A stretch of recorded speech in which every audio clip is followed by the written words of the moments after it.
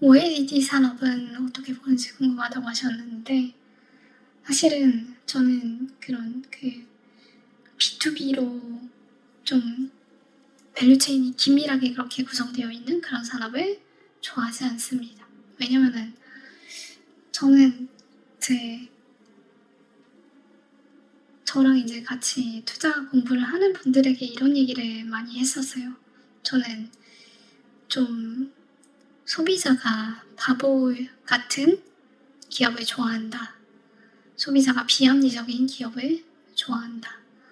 라고 얘기 많이 했었는데, 그런 관점에서 보면은 B2B 기업들 같은 경우에는 상대가 소비자가 기업이잖아요. 그러면은 개인에 비해서 훨씬 더 합리적으로 판단을 하게 될 거고, 그런 점에서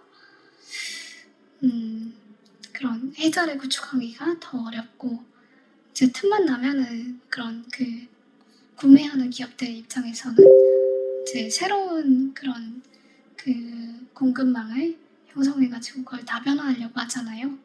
그런 측면에서 저는 B2B 기업들은 가치 투자를 해나가기에 좀 불리한 기업들이라고 생각합니다. 그래서 국장이 되게 많이 할인을 받는 요소 중에 하나도 그런 B2B 기업들 위주로 기업들이 많기 때문이 아닐까라고 생각하고, 그래서 반도체, 디스플레이, 조선, 뭐 그런 중후장대 기업들, 대기업들, 하청 기업들, 그런 섹터들을 좋게 보지 않는 편입니다.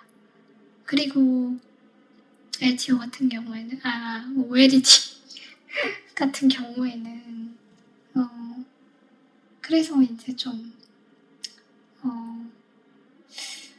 장비사하고 OLED 직접 만드는 회사들 같은 경우에 좋게 생각하지 않고, 소재 기업들 위주로 공부를 많이 하게 된 것 같아요. 그래서 소재 기업들 중에서 이제 멀티벤더로 다변화되지 않은 그런 기업들 위주로 생각을 해봤었고, 그래서 사실 우리나라에는 P&H 테크하고 그 다음에 덕산 네오로스 이렇게 두 기업들이 OLED 소재 기업인데,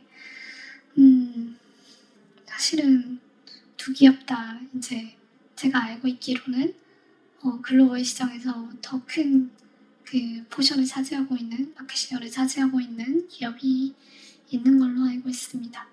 그래서 예전에 저는 이제 티커부터가 너무나 근본인 OLED인 유니버셜 디스플레이라는 기업에 투자했었어요. 그래서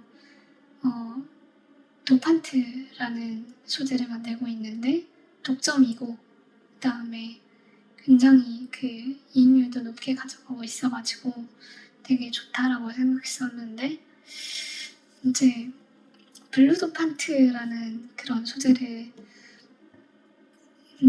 만들게 되면은 이제 OLED 발현율이 굉장히 좋아지고, 그리고 OLED 자체의 그런 에너지 효율성도 굉장히 높아진다라고 약을 팔았었는데, 아직까지도 상용화가 안 됐다는 거를 보니까 그때 당시에는 이제 24년 초에 그거를 블루도판트를 개발한다고 했었거든요. 근데 블루도판트가 아직까지도 상용화되지 않은 걸 보니까 그때 당시에 투자 아이디어가 깨졌다고 생각하고 좀 팔았었는데, 그때 이제 좀 잘 판단을 했던 게 아닌가 그런 생각이 드네요. 메스 이상 같은 경우에는 유통 물량이 없다고 하셨는데, 사실 저희가 의미 있는 지분을 취득할 정도로 이제 투자를 할 수는 없잖아요. 그래서 유통 물량 같은 경우에는 그렇게 이제 사실 이제 지분을 모아야 되는, 그러니까 주식을 사는 입장에서는 좀 피말리는 일이긴 해요. 그래서 한 10,000주만 사려고 해도 하루 거래량이 10,000주도 안 될 때가 많아가지고 그런데, 자본이 사보면은 자본이 모아보면은 좋지 않을까 그런 생각이 듭니다. 영업이익률 개선에 대해서 이해가 되는데 연평균 성장률 30% 이상을 보여줄 수 있을까? 그러니까 제 생각엔 그래요. 이게 CAGR 8%로 매출이 늘어나게 되면은 비용이 이제 얘네는 규모의 경제가 크기 때문에 좀 비용은 매출이 늘어나는 속도에 비해서 좀 더 천천히 늘어날 수밖에 없지 않을까 그런 생각이고, 그렇게 봤을 때는 이익의 기준으로 봤을 때는 30% 이상 성장도 지금 단계에선 가능하지 않을까. 그리고 이제 인도 전 시장 운영권을 획득했거든요. 그런 방식으로 해가지고 이제 해외 시장에서도 좀 커나간다고 하면은 좀 충분히 제가 생각하는 이익 성장을 이룰 수 있지 않을까. 그리고 절대적인 기준으로 봤을 때 지금 멀티플이 좀 싼 상황이잖아요. 그래서 멀티플 성장과 이익 성장이 같이 일어나게 된다면은 우리가 생각하는 속도로 이익을 수익률을 가져갈 수 있지 않을까 그렇게 생각하고 있습니다. 그리고 해외 글로벌사와 비교를 했을 때 국장이다.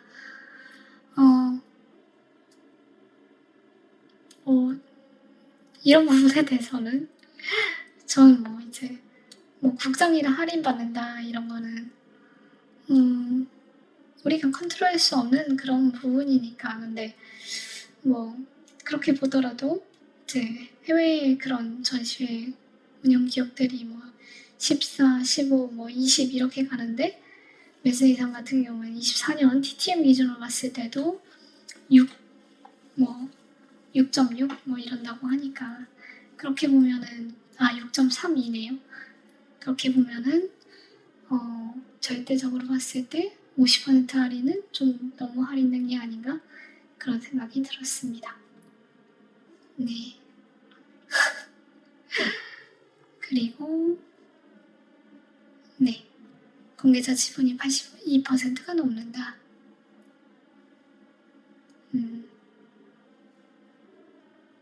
근데 이게 관계자 지분이 높은 건 좋은 거 아닌가요?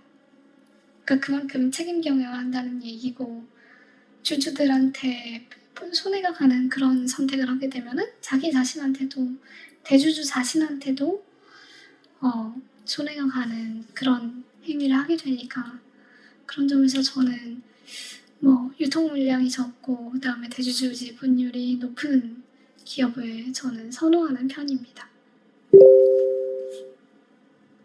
대주주에게만 이득인 방향으로 선택을, 이게 무슨 말인가요?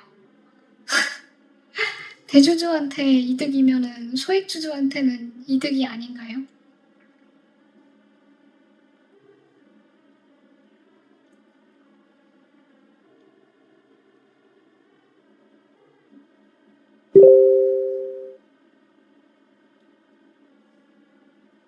전환사채 발행해가지고 희석되면은 대주주한테 손해인데,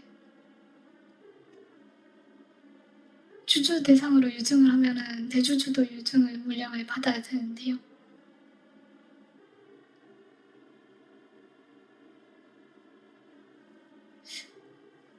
저는 잘 모르겠습니다. 그래서 저는 이제 제가 좋아하는 책 중에 하나가 크리스토퍼 메이어의 100배 주식이라는 그런 책인데, 읽어보시면은 대주주의 지분율이 높아가지고 대주주가 자본 배치를 잘하고 거기에 따라서 이제 대주주의 부가 커지는 거를 같이 향유할 수 있는 그런 기업에 투자를 하라고 하고 있습니다. 그래서 말씀하신 대로 대주주가 이득인 방향으로 그런 좀 부도덕한 선택을 할 수도 있겠죠. 그래서 이제 대주주에 대한 스터디가 필요한데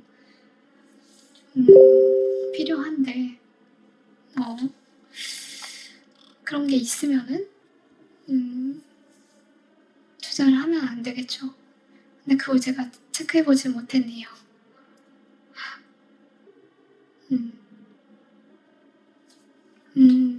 황금 ST 이상 네트워크스 S 이상. 네.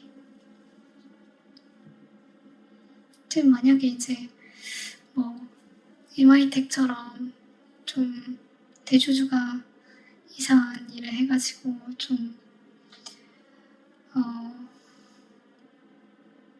주주 가치에 반하는 그런 행동을 할 개연성이 있어 보인다.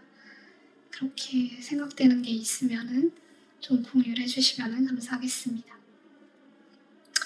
사실 저는 그 부분은 정말 확고해요. 만약에 대주주가 그런 비양심적인 행동을 할 가능성이 높다라고 생각하면은 어떻게 사기꾼하고 같이 동업을 하겠어요. 그게 이제 더더군다나 대주주라고 하면은 그러면은 같이 투자할 대상이 되지 못한다고 봅니다. 그래서 사실 저는 되게 아쉬운 부분이 이제 삼양식품이에요. 삼양식품을 한 10만 원 정도 할 때 이제 예전 스터디 하시던 분이 발표를 하셨었는데 그때 보니까 삼양식품이 그 대주주가 한영이었는지 정확히 기억은 안 나는데 그런 금융 증권거래법상 그런 잘못된 행동을 해가지고 네. 그래서 이제 좀 투자하지 않기로 선택했었는데 주가가 너무 잘 갔죠. 아쉽긴 한데 그래도 그런 원칙에 따라서 투자를 하는 게 저는 더 중요하다고 생각했습니다. 그래서 만약에 이제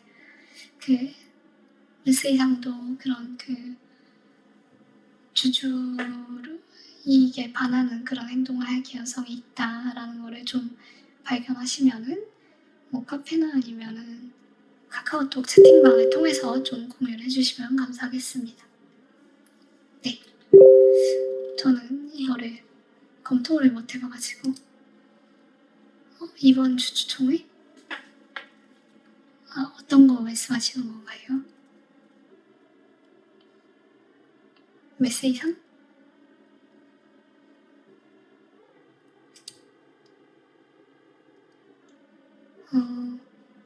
이거는 확인을 못 해봤습니다.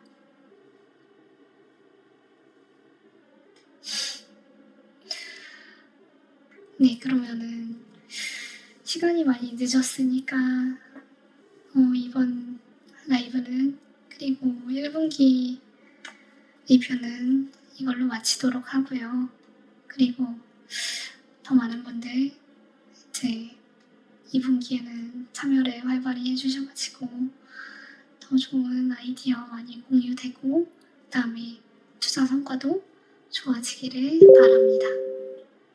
네, 그러면 늦은 밤까지 고생 많이 하셨고 네, 1분기 다들 수고 많으셨습니다. 2분기에는 좋은 성과 있기를 수고하셨습니다.